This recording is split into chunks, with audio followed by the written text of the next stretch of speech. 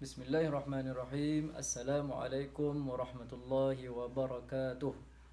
Apa khabar anak-anak murid Ustaz 2B Study sekalian? Ustaz harap semuanya berada dalam keadaan sihat. Okey, baik. Jadi sebelum kita mulakan pelajaran kita, marilah kita membaca doa untuk memberkati kelas ataupun majlis kita. Semua tak ada tangan Bismillahirrahmanirrahim. Allahumma aftah alaina hikmataka wanshur alaina min khazaini rahmatika ya arhamar rahimin. Rabbi shrah li sadri wa yassir li amri wahlul 'uqdatam min lisani yafqahu qawli. Rabbi yassir wa la tu'assir ya karim. Amin ya rabbal alamin. Baik. Jadi sebelum Ustaz nak terangkan apa yang kita akan belajar pada hari ini, Ustaz nak awak tumpukan perhatian mata, tengok Ustaz dan tengok juga papan putih. Okey. Baik. Sebi nampak Sebi? Nampak? Sini sikit. Ni sikit. Okey, nampak. Apa? Sikit. Nampak ni. Okey, baik. Dengar Sini sikit. hari ini kita sambung pelajaran kita yang kita dah belajar pada minggu lepas dan juga 2 minggu lepas. Okey? Iaitu tentang sifat wajib bagi Allah. Kenapa kita nak belajar tentang sifat wajib bagi Allah ni? Kerana untuk kita mengenal Allah Subhanahu wa ta'ala. Supaya apa? Supaya bila kita kenal Allah, kita akan jadi sayang dan cinta kepada Allah Subhanahu wa ta'ala. Sebab kalau kita sayang kepada Allah, kita cinta kepada Allah, barulah kita akan buat ibadah dengan bersungguh-sungguh. Betul tak? Sebab apa kita buat ibadah? Kita nak dapatkan pahala. Sebab apa nak dapatkan pahala? Sebab kita nak masuk syurga Allah Subhanahu wa ta'ala. Kita tak nak masuk neraka. Jadi kita buat amal ibadah banyak-banyak, kita solat, kita puasa, kita baca Quran, kita tolong orang, kita bersedekah supaya pahala kita banyak. Bila pahala kita banyak, kita boleh masuk dalam syurga Allah. Jadi tapi kita nak buat ibadah tu, kita mesti kena kenal Allah dulu. Jadi kita nak belajar hari ni, sambung hari tu punya pelajaran sifat wajib bagi Allah. Baik. Hari tu kita dah belajar tentang nombor 1, apa dia? Allah itu wujud. Apa maksud wujud? Wujud itu ada. Maksudnya Allah itu mesti kena ada. Mana boleh Allah tak ada? Kalau Allah tak ada, siapa yang menciptakan bumi ini? Siapa yang ciptakan ustaz? Siapa yang menciptakan awak semua? Betul tak? Okey. Yang kedua, Allah wujud. Qidam. Qidam. Yang kedua, qidam. Apa maksud qidam? Ustaz dah terangkan pada minggu lepas. Qidam bermaksud tiada permulaan. Maksudnya tiada siapa yang ciptakan Allah Subhanahu Wa Taala. Allah ni memang ada daripada dulu. Berbeza dengan kita semua. Kita ni sebelum kita besar, kita kecil. Sebelum kita kecil, kita baby. Sebelum kita baby, kita dalam perut mak kita. Maksudnya kita ni mula-mula tak ada. Mula-mula kita baby. Lepas tu kita dibesar. Lepas tu kita dewasa. Lepas tu last sekali kita pun meninggal. Dan yang ketiga, wujud. Macam mana? Allah wujud, qidam, baqa. Nombor 3 ialah sifat baqa. Baqa bermaksud apa? Kekal. Siapa boleh bagi tahu? Kekal itu apa maksudnya? Kekal tu maksudnya ialah dia tak ada, dia tak mati. Maksudnya dia hidup selama-lamanya. Hanya Allah Subhanahu Wa Taala yang hidup selama-lamanya, yang kekal abadi. Manakala orang lain selain daripada Allah, semuanya akan hancur, semuanya akan mati. Termasuklah kita, termasuklah iblis, termasuklah jin, termasuklah malaikat, pokok, gunung, awan, bumi, burung, ikan, semuanya akan hancur binasa. Baiklah, ya tu dah 3 kita belajar. Hari ni kita nak sambung nombor 4 dan juga nombor 5. Nombor 4 ialah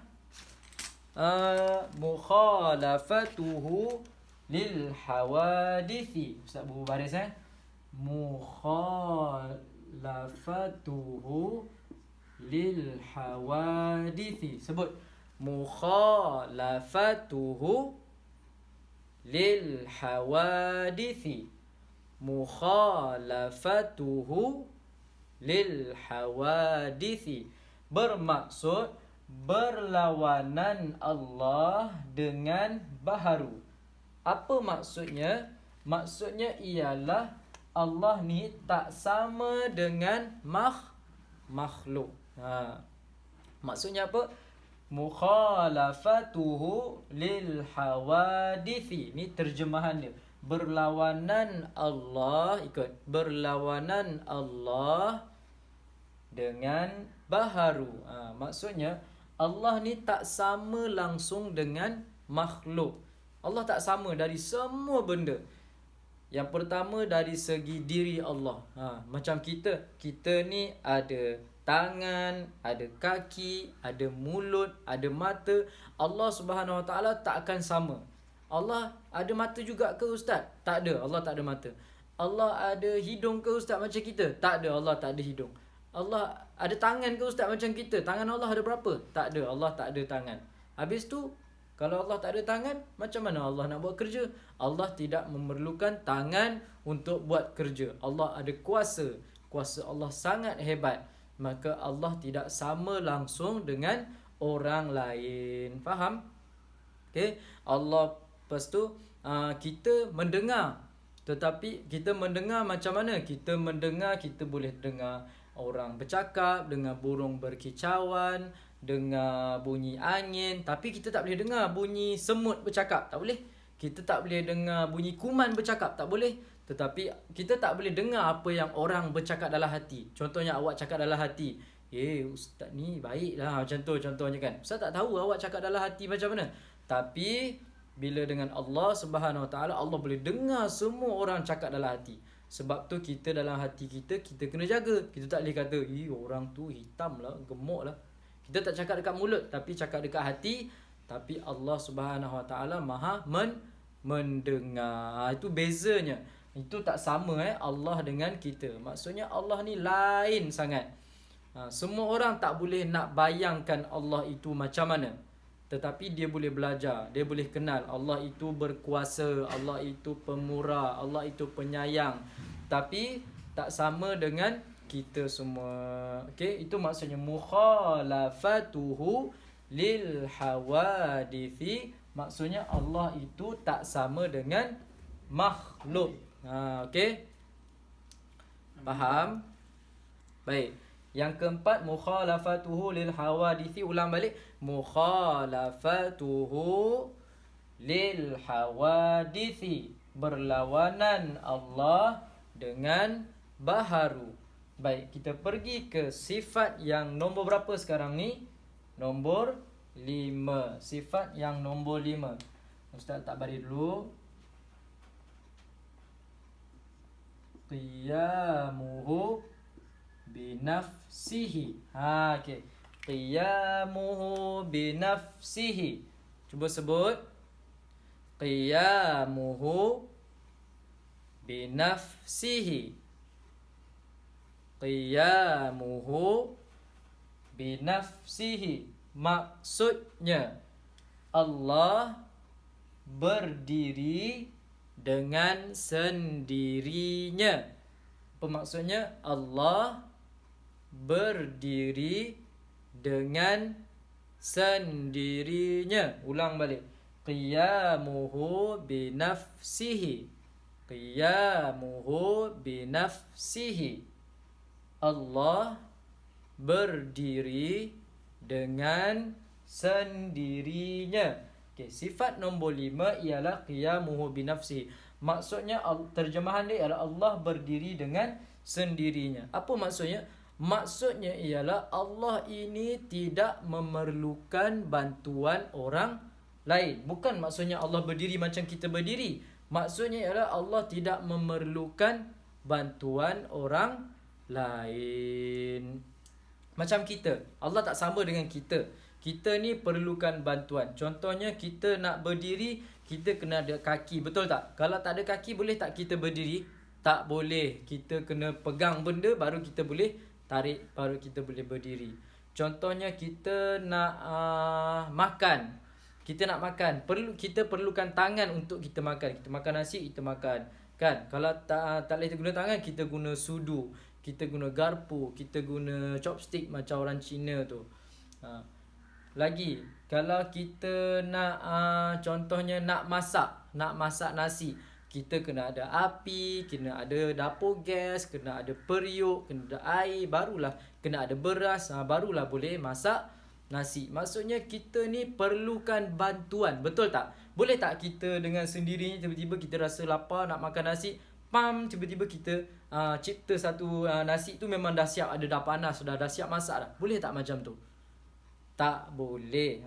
Itu maksudnya kita ni perlukan bantuan. Ataupun kita ni ada masalah, kita tak ada duit, kita nak guna duit kan. Contohnya awak pergi sekolah tak bawa duit, awak pun cakap dekat kawan awak, Faik, boleh tak saya pinjam duit awak RM1, sebab saya terlupa bawa duit hari ni. Jadi saya nak pinjam duit awak lah, saya perlukan bantuan awak lah. Faik pun kata okey, boleh, awak boleh pinjam duit saya. Itu maksudnya kita perlukan bantuan orang lain. Tetapi Allah Subhanahu wa Ta'ala tak perlu langsung pertolongan siapa-siapa pun. Allah ciptakan bumi, Allah ciptakan langit, Allah ciptakan air, Allah ciptakan gunung, bukit. Semuanya itu, semuanya dengan kuasa Allah yang sendiri. Bukannya Allah minta tolong, awak tolong saya sekejap boleh tak? Saya nak buat bukit ni. Awak tolong lukis bukit tu macam mana, nanti saya buat. Allah bukan macam tu. Kalau Allah macam tu, Allah perlukan bantuan orang lain, maksudnya Allah itu lemah. Bolehkah kita sembah Tuhan yang lemah? Tak boleh. Jadi Allah tak boleh langsung memerlukan bantuan. Maknanya Allah ini kuat. Allah ni boleh buat sendiri semua. Tak ada siapa pun yang Allah perlukan. Orang lain je yang perlukan Allah Subhanahu Wa Taala. Kita kena berdoa, kena minta ampun, kena minta kasih sayang daripada Allah Subhanahu Wa Taala, baru kita boleh masuk syurga. Tapi Allah tak perlukan bantuan kita semua. Allah boleh buat semua sendiri. Allah lah yang berkuasa segala-galanya. Okey. Jadi dua sahaja sifat untuk kita belajar hari ini. Yang pertama, nombor 4 ini, mukhalafatuhu lil hawadithi qiyamuhu binafsihi. Okey. Jadi kita dah belajar setakat ni ada 5 dah. Kita ulang balik. Macam mana nak ulang? Lagu yang kita hafal hari tu. Cuba kita nyanyi sama-sama. Allah wujud qidam baqa mukhalafatuhu lil hawadithi qiyamuhu binafsihi. 5 dah kita boleh. Sebab tu Ustaz suruh awak hafal 5. Sekali lagi. Allah wujud qidam baqa mukhalafatuhu lil hawadithi qiyamuhu binafsihi. So ada 5 dah sifat yang kita belajar. Kita akan sambung lagi. Ada lagi 15 sifat. Sebab semuanya ada 20. Ada 15 sifat, kita akan sambung pada masa hadapan. Jadi sebagai kerja rumah untuk awak, Ustaz minta awak untuk salin ini dalam buku tulis ataupun kertas kosong. Kemudian awak hantar tugasan awak itu macam biasa dalam grup Telegram. Okey, dalam grup Telegram. Okey, jadi sekian sahaja daripada Ustaz untuk kelas kita pada hari ini. Wabillahi taufiq wal hidayah. Wassalamualaikum warahmatullahi wabarakatuh. Rekam. Nanti. Oh.